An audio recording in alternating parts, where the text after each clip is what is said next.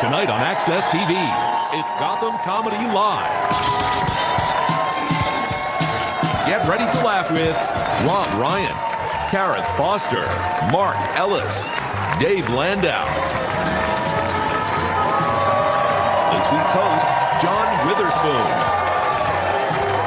Gotham Comedy Live. All happening right now. Ladies and gentlemen, John Witherspoon.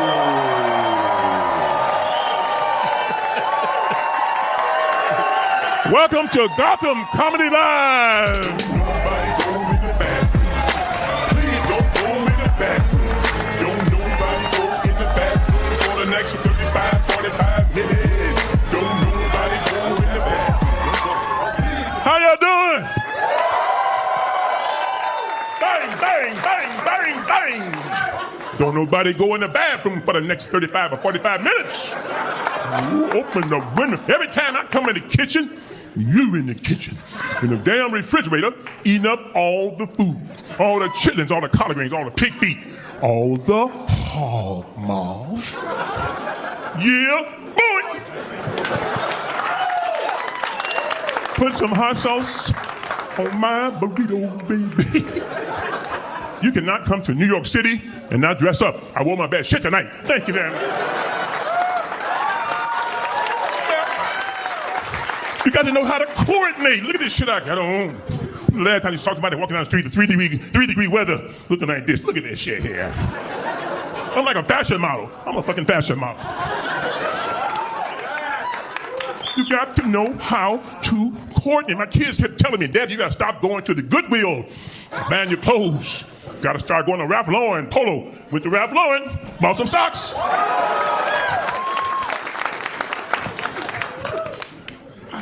It's cold than a motherfucker here.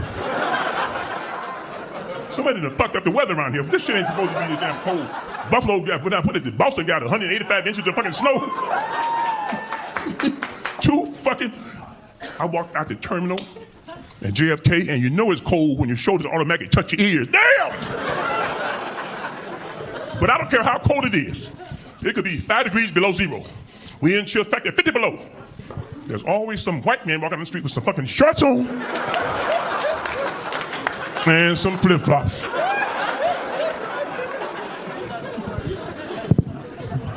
I'm driving from JFK, drove past Costco's. Why do we go to Costco's and the Sam's Club? I think they hypnotize your ass when you go to Costco. Who the fuck made a box of Frosted Flakes that fucking big? And they got the biggest baskets to push around. Y'all see them big fucking baskets? And Costco's always got some little lady in the aisleway blocking your way, trying to give you something free on a cracker. Ma'am, I gotta get through here. Would you get the fuck out of my way? Please, eat this. I gotta eat. Ma'am, I don't want that shit. I'm in a hurry. Fuck out of my way. I gotta keep my job. Eat this. But what is it? Booty giddy goo on a cracker. Get your booty giddy goo out of my fucking way. There's always 30 people deep in line at Costco. 30 fucking people deep. I knew I had trouble when I went to Costco the last time. I had in my basket an 8-gallon jar of dill pickles. I ain't had a fucking dill pickle in 40 years. But I'm hypnotized. And I've had a pack of 150 weenies and a walkie-talkie. I said the same thing people always say when they get their tab at the cash register. $300? What the fuck did I buy? And when you get to the door, they think you stole something. They won't see your tab. Give me that fucking tab. Get the fuck out of here. I told his ass, let me tell you something, I told his ass, I said, look, you think for $300, you give me a bag to put my shit in a fucking bag, instead of an old ass box full of dry chicken blood. And you can tell when people shop at Costco, you can tell. Go to somebody's house, say, man, you got any mustard? Mustard.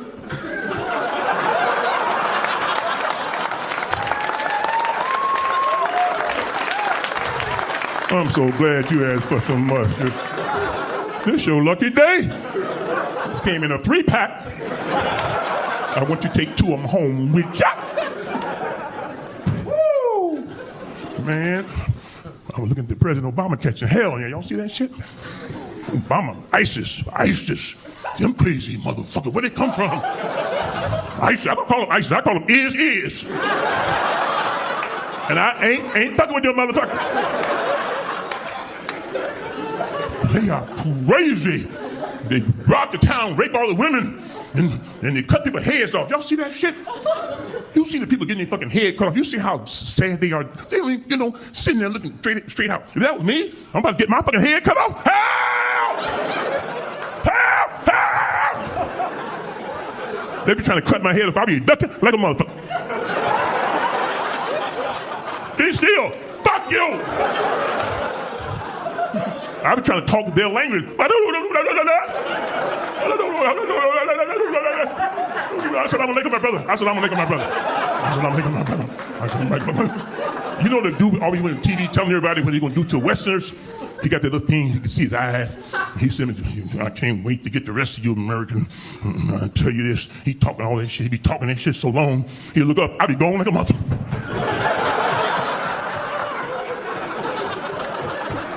The next picture you see, me running across the desert, sand everywhere, and they chasing me. Slow down. Fuck you! I'm trying to get my sister to come to the show. My sister, boy, she lived in Brooklyn, I think. Yeah, Brooklyn. And she's so saved. She said the church is having a revival, and she got to serve chicken. I hope she get to heaven. She's so saved. I never seen anyone like this in my life. So saved.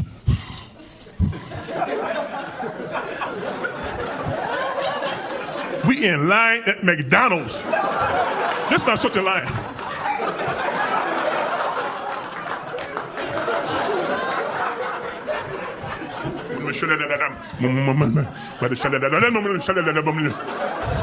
And the kids behind the counter, he's ma'am, hello?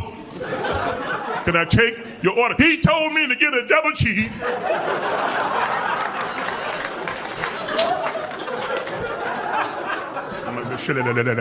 I went with my sister to my grandmother's funeral. My grandmother lived to be 97 years old. You don't cry, you celebrate her life. This woman was 300 people mourning peacefully. Only one person on the fucking floor. My sister running down the fucking aisles. A wig on the side of her head. Oh, this white hair, big old red wig hanging on the side of her head. One bobby pin to hold on to the wig. So everybody look at me, why don't you stop your sister? Don't try to get eye contact with my sister. She in the fucking corner with eyes closed dancing. So I finally got eye contact with my sister. She finally sat her ass down. Will you shut the fuck up? Get up, grandmama. Get up, grandmama. If she got up, you be the first one to run out of here.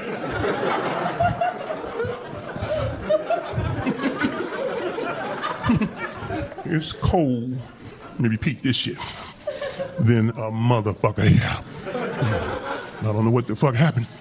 Police show ain't got no 150 inches of snow. And they got them Boston Celtics, they can't even celebrate this shit. The New England Patriots can't celebrate shit. It's cold in the motherfucker. Thank you. All right. Thank you very much, everybody. Yeah.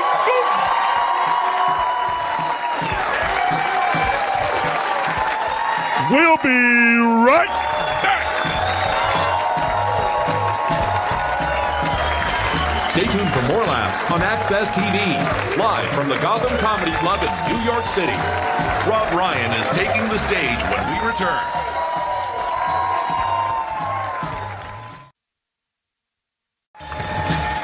Welcome back to the Access TV presentation of Gotham Comedy Live. More laughs happening right now. Okay, we are back. How y'all doing? I'm the host of the show, so I'll be back 3 or 4 times, and we can hang out and have a little fun. Let me bring up the next comic. You've seen him on Laughs on Fox. Let's bring up Rob Ryan. Let's hear it.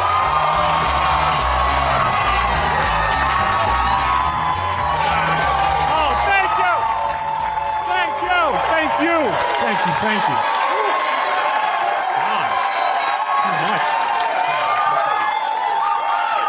Thank you. Oh, my goodness. Thank you so much. Amazing. My name is Rob Ryan. I'm so glad to be here. We have New Yorkers in the house tonight. Where are the New Yorkers at? Quite a few. Okay. I am a New Yorker myself. I live way uptown in Washington Heights. It's right across the river from the South Bronx. And if you guys ever get the chance, never go to the South Bronx. It's a very, very real place. This is true. I had a show there just a couple weeks ago, and I wasn't sure where the show was exactly, so I was on my computer. I was on Google Maps, and I zoomed down all the way down to the street view. Ever do the street view? Yeah, I got mugged. I got mugged on Google Street View. That was my own fault. I should not have been out that late. I don't know what I was thinking. I just kept trying to refresh the screen, but I wasn't fast enough, so... I like to go out to eat probably a little bit more than I should. I was at a Johnny Rockets recently. Are you guys familiar with the Johnny Rockets setup? Yeah? If you don't know, it's kind of weird. It's like a 1950s American-themed burger joint. They have like the red leather couches and the jukebox and all that. And I was in there the other day with a friend of mine having a sandwich, and a black couple came in, and I was like, oh, are you going to kick them out? I don't know what the policy of that one is. Now... They didn't kick him out, so not that authentic, I guess, if we're going for the theme. Okay, now if you didn't laugh at that joke, you actually make me think you're more racist, and here's why. Because now you're making me think that you're thinking, like, what? That sounds like a legitimate business practice. I don't understand. Is there a joke there, honey? I missed it. I missed the joke. I don't even... So shame on you. White people are very uncomfortable about even being considered racist, especially towards black people. They'll just pretend that they are colorblind. I don't know if you ever come across this. They're like, oh my God, was he black? Oh, I don't even know. No, because you see, I don't see color, so I have no idea. Like, what do white people say when they don't want to seem racist towards Asian people? They're just like, oh, I don't see eyes, so I don't know. I just see two holes in your face, so I have no clue. I don't know. Yeah. I don't see eyes, I don't see color. I just see heat, really. I just see warmth emanating from bodies. Do you remember the movie Predator? I see the way Predator sees. That's how I see. Just red splotches everywhere, and Predator wasn't racist, and neither am I, so... Just shake it off, guys. It's fine. This is how we do, man. This is how we categorize people, right? Doesn't mean that there's hate in our hearts. This happened to me the other day. I'm sure it's happened to everybody. I was just trying to describe someone, a friend of mine, to someone, and they couldn't quite recall who I was talking about. And so I just kind of rattled off 3 words about the guy, real quick. I wasn't even thinking. I was like, you know, Lenny, he's the short, bald, fat guy, right? And here's the thing. He got it. They always get it after 3. He was like, Lenny, got it. Yep, I know who you're talking about. Got it. Like, guys, that's all we get. Our 3 words. That's it. Like, have you ever considered, and I want you to take a second, and you at home too, what are your 3 words? What 3 garbage words are just gonna pour to someone's mouth to sum you up as a human being, like you're a coat at a Lost and Found or something? Like me, I know I'm tall and I'm skinny, but I don't even want to know my 3rd, because the 3rd's the worst thing you ever thought about yourself. So he's like, oh, Rick, yeah, he's tall, he's got dark hair. He's annoying as hell, though. Have you ever talked to that guy? He's the worst. He's friends with Cindy. Do you know Cindy? She's short, she's got blonde hair. She's a slut. She's kind of a slutty. Like if I had to do you, sir, I'd be like, oh, yeah, he's got that beard, decent build. Always looks like he's going to murder you, though. Isn't that weird? So he's got that homicidal look in his eye. What is that? Because that's all we get. We get 3 words, 3 memes, 3 descriptions, 3 things to impress upon people. And if you're black, you really only get 2. Because we all know black is topping that list. Same goes if you're Asian or if you're gay or you're a midget. In fact, if you're an Asian gay midget, you're done. That's it. That is who you are forever. No one's ever going to be like, oh, yeah, Tommy's the Asian gay midget. Jeez, what else? He also likes archery. That was the other thing. I love the diversity, man. That's why I love living in New York. Large gay population in New York, too, especially Chelsea here. I was down in the subway just the other day, and I heard this delightfully homophobic comment from this woman. Apparently her husband's brother got hit on by a gay guy, and this just blew her mind. She was hysterical. She was like, oh my God. And like, you know Robert. Robert is super, super straight. And there's another term for super, super straight. It's gay. Can we all agree on that one? Nobody needs two supers before the word straight. To me, the sexuality spectrum is kind of like a game of Pac-Man. If you go too far to one side, you pop back up on the other side. And here's the thing too, guys. Gay people, they are the wrong people to be bigoted against because they have what I like to call a very high karma factor. And by that, I mean if you truly have hate in your hearts towards homosexuals, chances are you're probably going to have a gay kid. I feel like that's just how the universe works. That's how God even decides. He's like, this is going to be hilarious. And that's what he does. Thank you.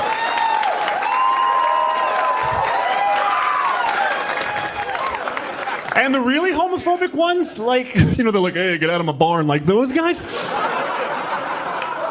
people think are gay. Those conversations happen. You've definitely pulled your friends aside before, ladies especially, and been like, I don't know, I feel like Rich might be gay. Do you know, like, it's just weird because he hates them so much. It's almost like he's repressing like an inner gay thing. Does that make any sense? And that happens with no other group. No one's ever like, I think he might be Mexican. I don't know. We don't know. It's just that he hates them so much. It's weird. It's like he's repressing an inner Mexican. He's always talking about that wall and how big it should be. And we don't see him on the weekends, so we don't know what he's up to. We don't know what he does. I'm not sure. People get things wrong all the time. I was having an argument with a friend of mine the other day, and she was going on this tirade about men and about how men rule the world and about how men run everything, and she was going on and on. She was like, yeah, well, go ahead, look around you, right? Everything you see is phallic-shaped, isn't it? Yeah, go ahead, look at our bombs and our rockets and our missiles, all phallic-shaped, clearly man inventions. Now, guys, I'm no rocket scientist, but I have the feeling that even if the roles were reversed and women ran everything, I just don't feel like a vagina-shaped rocket would do the trick. I feel like there'd be a lot of wind resistance. I don't know.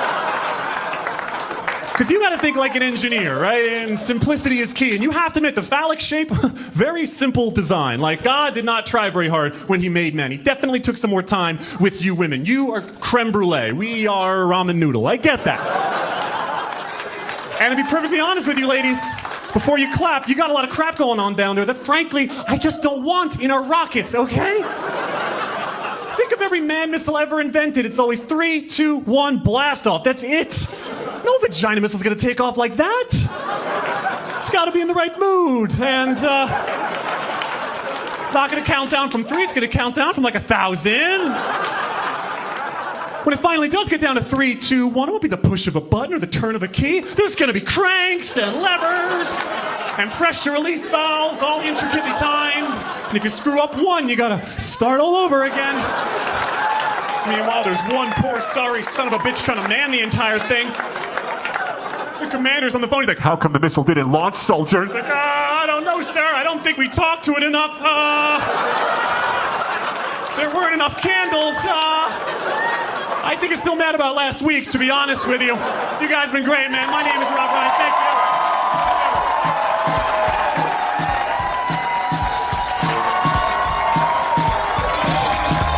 Stay tuned for more laughs on Access TV, live from the Gotham Comedy Club in New York City.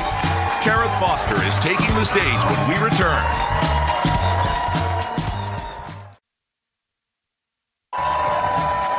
Welcome back to the Access TV presentation of Gotham Comedy Live. More laughs happening right now. All right, hey, come on, keep it going. How you doing? Boy, we are having fun. So I'm still introducing people. Y'all having a good time? All right. We'll bring this young lady. She said her name is like a carrot with a lisp. Karith with the lisp. And she was on IMAX in the morning and also is Karith, am I saying it right there? Karith Walker. Is that right?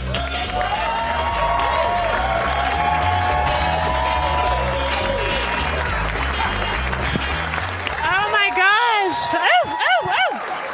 Thank you guys so much. Wow. Oh my God. So wait, I have to tell you, I just had a baby. Thank you. So I am not just glad to be out of the house, I'm glad to have a shirt on. This is a very special occasion. Actually, you know what? I this is actually my second baby in 2 years. I know. So I think that means do not get me wet or feed me after midnight.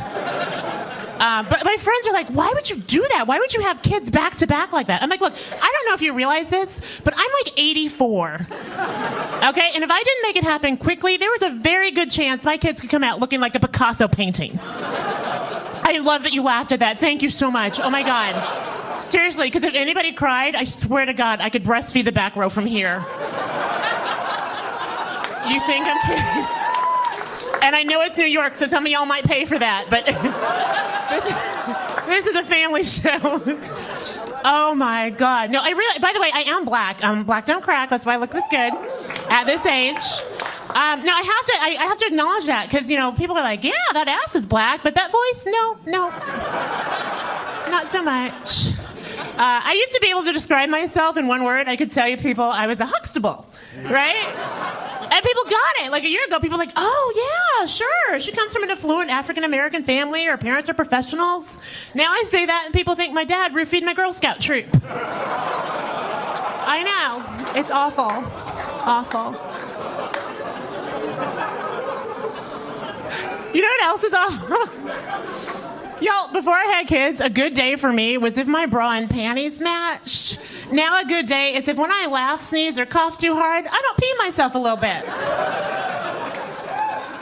Yeah. Nobody told me. I'm kind of mad at my parent friends for, like, not warning me what was going to happen. Like, I did not know that pregnancy makes women crazy and men stupid.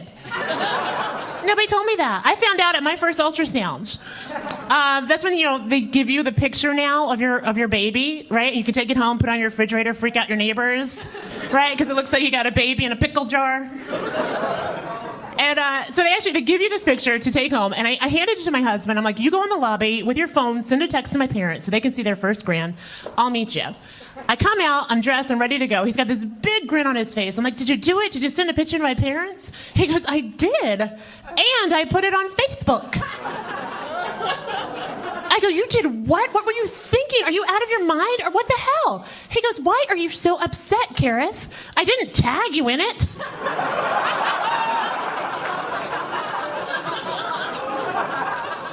Who else's fetus would you be having on your Facebook page, you jackass? So it really should be no surprise when I truly got the worst birthday present ever from him when I was pregnant.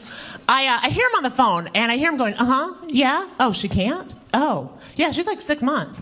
So I realized, like, he was being a cheap bastard. He got me a Groupon, which was fine. At least he got me a present, right? But I'm thinking, you know, maybe he got me something cool like skydiving, like something I obviously cannot do pregnant.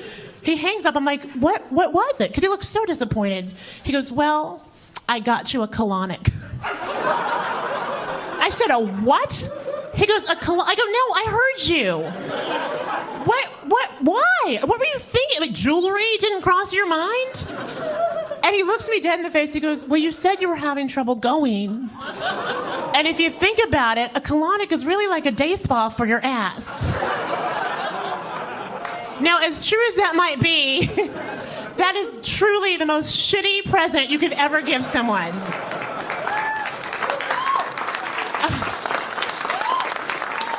Unbelievable. So I'm actually like getting ready to get back into, you know, my fighting weight, get back into shape. And the thing is, like, I don't know if it's just, you know, because I'm older and that I'm comfortable with who I am. I also know it depends on where I am, like how I should feel about myself. Like in New York City, like right now, I'm pleasantly plump. Right? When I go out to Los Angeles, I'm a beached whale. But here's the deal, y'all. When I go to the Midwest, I'm anorexic. And it is awesome. Seriously, if you're ever having a fat day, you buy yourself a one-way ticket to Kansas City. Because because you will feel like a supermodel like that. I went to visit some friends from college. I got off the plane. They were like, oh my God, Karith, you're wasting away to nothing. They actually had an intervention for me, y'all, a barbecue intervention. It was great. It's so insane. Only in this society do we get excited, like when we get sick, right? Because we're like, I could lose 5 to 7 pounds in about 3 days doing absolutely nothing.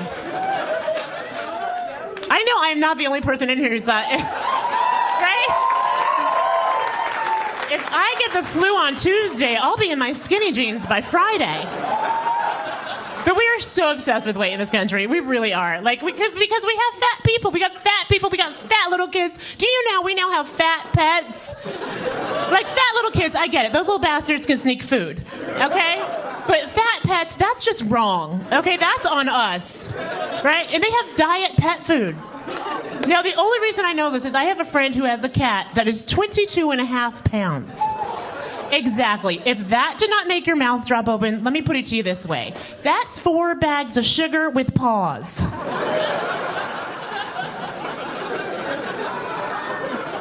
Now, the only reason we not weigh this much is because he had to take it to the vet because it was limping, right? Now, I am not a rocket scientist, but I did suggest that maybe it was limping because it was being crushed under its own weight. Turns out I was wrong. Somebody had actually shot it. I know, like really awful, horrible. It was like devastating. My friend was upset. Of course he was, as any of us would be. He was like, how could somebody do that? How could someone shoot my cat? I was like, sweetheart, at 22 and a half pounds, somebody probably thought it was a fucking wildebeest. See, parenting is making you more sensitive, right? I'm trying to be a good parent. I've started reading books. I actually came across this book called Toddlers Are Assholes. 2.5 years ago, I would have thought that was the most horrible woman on the face of the planet who wrote that. Now I'm like, this bitch knows what she's talking about. Teach me, sensei. Honest to God, I think if the government implemented toddlers, we could handle so much stuff, right? Seriously, we want to take care of terrorism? You send a pack of toddlers over there with no snack, no nap, and tell them ISIS has their juice boxes. Obama's doing it all wrong, right? He wants to get stuff past Congress. All he has to do is get on the floor, rant, yell, say the same shit over and over again. Finally, somebody will call, like, the Secret Service or Michelle to come pick his ass up. All he has to do is put his arms up and do the noodle thing, right? Oh, my God, I get it now. I understand why people drink before 4. There is no shame in that. Anybody who has children. Anybody. It's a lot like being single. Is anybody, you remember being single, the parents, right? Do you ever remember? This is so horrible. But I think sneaking away from a baby is kind of like sneaking away from that one-night stand you sobered up with in the middle of the night, right? You got to pop the nipple out of their mouth and, get out as quietly as you can. Are really just me with a sordid past? Okay, people. Okay. You guys have been awesome. I'm Karith Foster.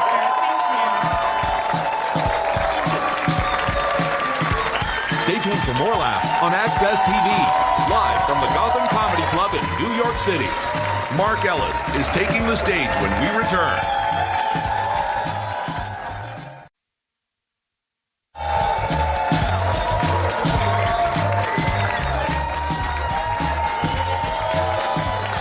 All right. Okay, let's keep this show moving. You've seen them on the YouTube channel, Smole No. Let's hear from Mark Ellis.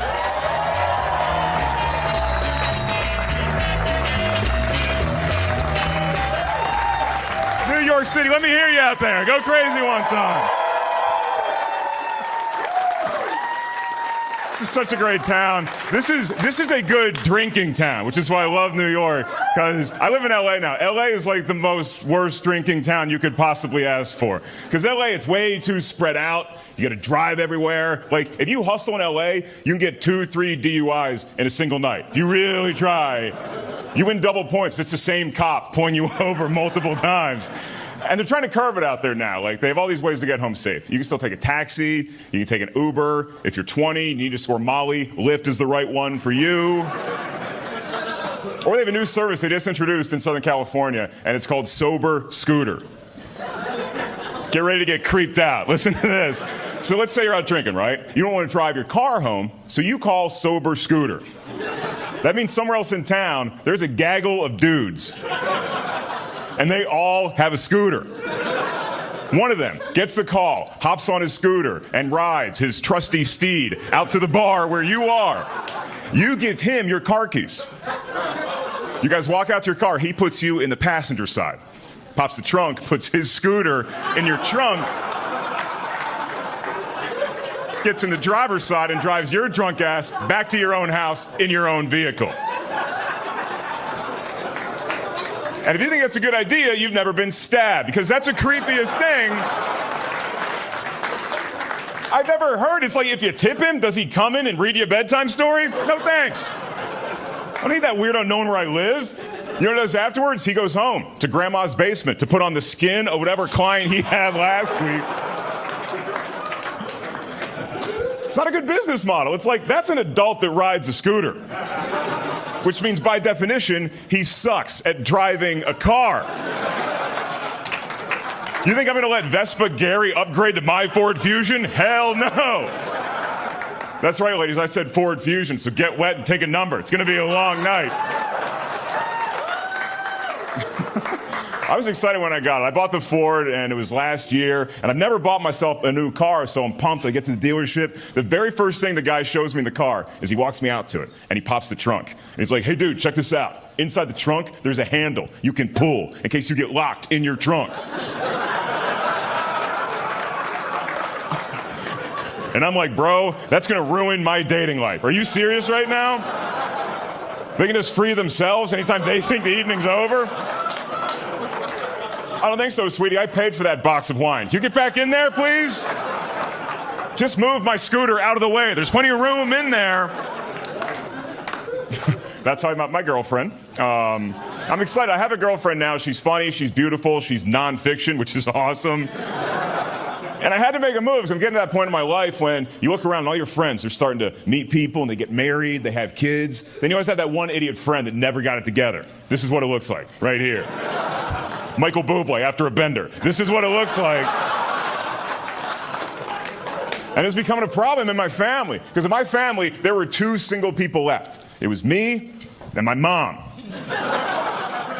And that sucks, because my mom's out there. She's making an effort. She's trying new things. You haven't hit rock bottom till you bump into your mom on a dating website.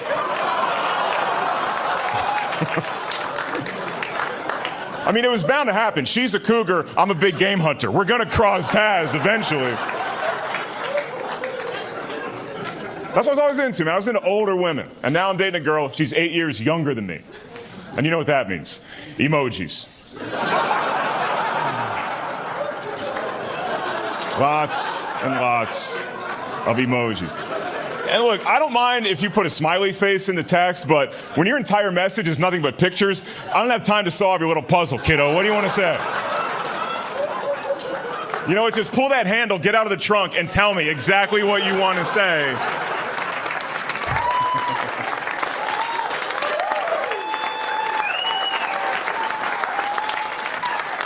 Now, older women, they know how to text. When older women send a text message, it's short, concise, to the point. It's like, come over, bring alcohol, get tested. They're serious about that. And what do you hear about older women, boys? What do you hear? You hear they're great in bed, right? And that's awesome. What worries me is, how did they get that good? Because you start thinking about it. You're like, wait. Nobody just wakes up the star of Cirque du Soleil. That takes years and years. It's intimidating. You hook up with a cougar, you go back to her place. And it feels like you're walking into old Yankee Stadium for the very first time. Because you're just thinking about all the greats that have played here before you.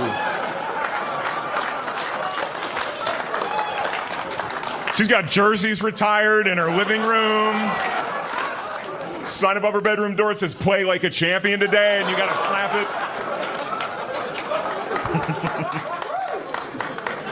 That's how I was going to do it. I was going to meet an older woman, we'd fall in love, spend the rest of our life, the rest of her life together. That's how you do it. Because with an older woman, you never have to have the kids conversation. Are we going to have kids? Are we not going to have kids? If they wanted to have kids, they already took care of that. That kid's a teenager, and I'll punch a teenager. If you're old enough to skateboard, you're old enough to get knocked off it, okay? I never wanted to be a parent because now you got to raise kids from birth. And you can't discipline kids the way you used to be able to. You can't. Like, if you try to spank kids today, they're going to tell on you. They're going to find an adult they trust, a teacher, a news crew. They're going to rat you out.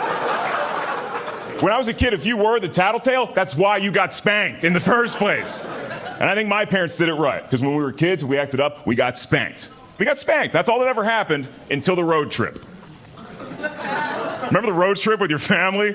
Disciplined at 79 miles an hour on the highway? I was an Air Force brat, so we move around all the time. Every road trip, same situation. Dad drives, mom's in the passenger seat, 3 kids in the back. Now, as soon as the road trip begins, my mom passed out. She's asleep. Something about spending time with her own family really made my mom drowsy. So she's out, so now Dad's got to take care of everything. And if we got loud in the back seat, the first thing my dad did, never yelled at us right away. First thing he did, he just got really quiet. Focused, like he's planning exactly what he's going to tell the authorities after this bloodbath ensues. And then if we got louder, that's when it got physical. That's when you see Dad driving with this hand, then this hand comes off the wheel. This hand grabs the wheel, so this hand is free to just hit whatever he can find in the back seat. He was good. He did like 3 good ones. And then we're like, oh, he's done. Nope, there's a second half to this game. And that was always cool with me and my older sister, because we always made my little brother ride bitch. As soon as that hand came up, we're like, get in there, Robbie. Learn some life lessons. And if that didn't shut us up, all he had to do is go to level 3, which is where he says, if you kids don't shut up, I'm pulling this car over and I'm going to spank you in public. And you saw that today, somebody's calling child services. Back when I was a kid, other cars saw that and started honking their horns. The police come by. That's awesome, dude. Sober Scooter comes by. Can I play with those kids after you're done? My name is Mark Ellis. You guys are fantastic. Thank you very much. Stay tuned for more laughs on Access TV. Live from the Gotham Comedy Club in New York City. Dave Landau is taking the stage when we return.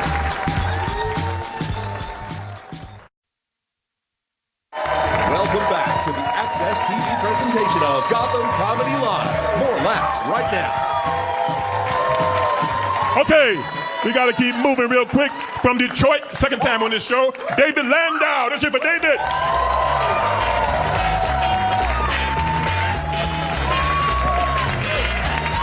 Thank you. Oh, thank you, thank you. My wife is pregnant with our first child that we're keeping. I'm excited. When we found out we were pregnant, we went out and got that book, What to Expect When You're Expecting. And in it, it says because of where the baby's located, for safety, a couple can consider having anal sex. I told my wife that. She's like, oh, bullshit. I'm like, no, go look yourself. It's folded on the page number. You'll notice the highlighter. She comes back a few minutes later. She's like, you're right. It really does say that. I'm like, yeah. She's like, well, I guess if it's safer for the baby, I'll buy a strap-on.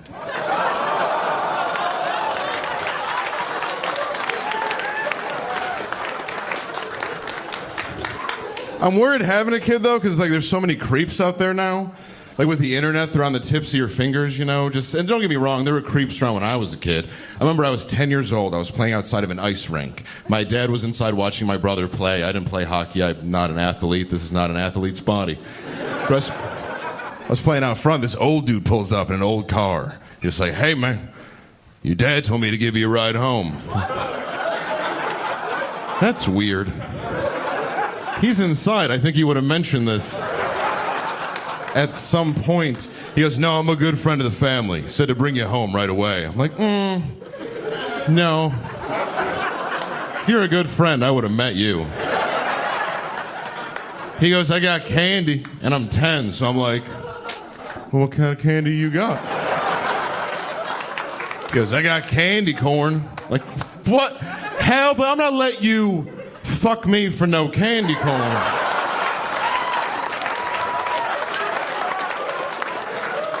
If you like it, you should have put a ring pop on it. You know what I'm saying? Earn it. I'm lucky he didn't have a Twix, or I'd be like, all right, I guess I'm sucking a dick. I'll get in.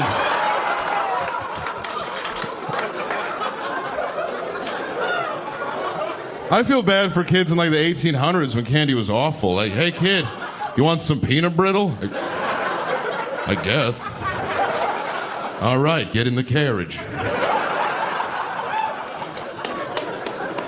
We're having a boy, which is exciting. It's pretty cool. I just know that eventually boys hit puberty, though, and teenage boys are disgusting. I know that because I was one.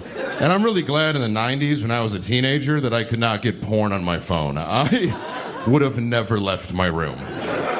My parents would have come in, it would just look like the last scene in Ghostbusters.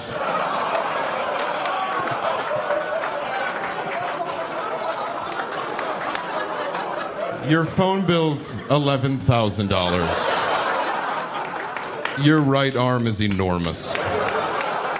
All of your socks look like casts. Don't groan like you don't know what I'm talking about. Every teenage boy in America has a sock under his bed so rock hard you could knock out a burglar with it. I think somebody's in the house. Should I grab the gun? I'll just hit him with the boys jizz sock.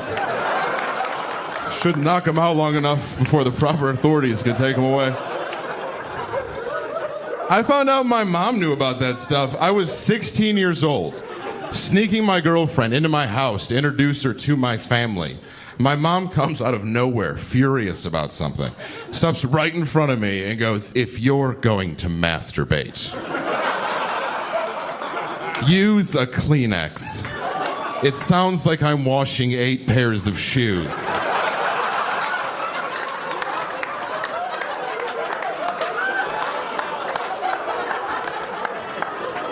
Hey, Mom, this is Sarah. I don't know if you two had a chance to meet. She was my girlfriend till 9 seconds ago. I think we're just having one kid. I think that's what we're going to do. Because I think when you start having more kids, you start picking favorites. And you all had a favorite parent when you were growing up, too. We were like, you go with my dad, I'm going to sleep over. I'll let my mom see. She's kind of a bitch. My dad liked my brother more than me because he was good at sports. My dad was our Little League coach. I sucked so bad at baseball, he used to make me wear a jersey with another kid's last name on it. I remember when he gave it to me, I was like, who's queer? I'd be out in right field. What are you wearing, Dave? I don't know. Dad said I'd catch more balls this way.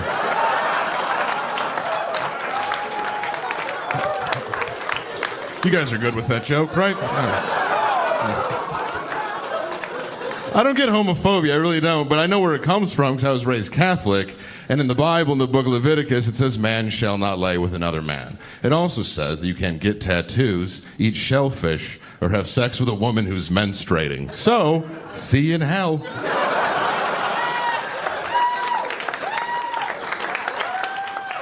Hell's gonna be a pretty unbalanced place. What did you do to get here? I exterminated 6 million Jews. What did you do?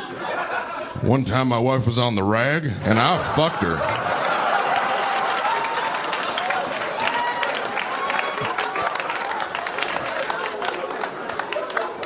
That's why I think hell should be more like a prison sentence. You go there for a little while, you know what I mean? If you have sex with a woman on her period, eventually God's got to be like, all right, you've been in hell long enough for earning your red wings.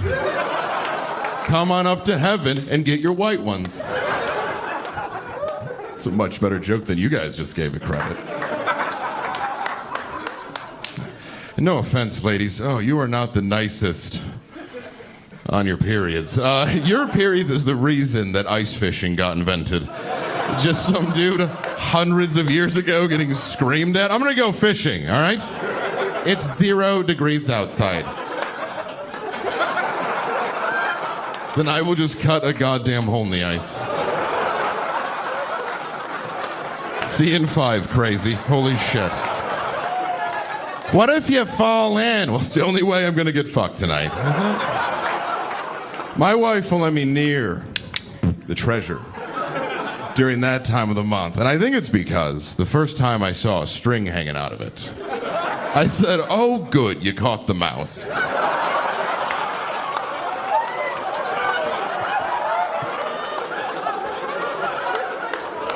I was setting up traps everywhere. It looks like a rat tail. I'm ready to be a dad, though, because I'm sober now. I used to party a lot. I used to drink really a lot. Then they put a breathalyzer in my car, and I thought maybe I have a problem. I had to take my mother-in-law to the airport with a breathalyzer in my car. She's a very sweet woman from the Midwest. You know what it was. She gets in, she's like, Dave, thank you so much for taking me to the airport. Not a problem, Mom. Happy to help you out. No, you're a good man. It's not a big deal. No, you're just a good man for my daughter. Okay, just all right.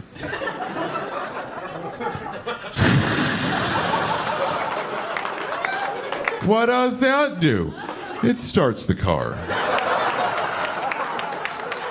My car uses keys. This is new. What if it doesn't start when you blow into it? Then you're gonna have to blow into it. You want to get to the airport, don't you, Mom? Thank you guys very, very much. Thank you. Stay tuned for more laughs on Access TV, live from the Gotham Comedy Club in New York City. Okay, we had a good time tonight, huh? Let's bring everybody back.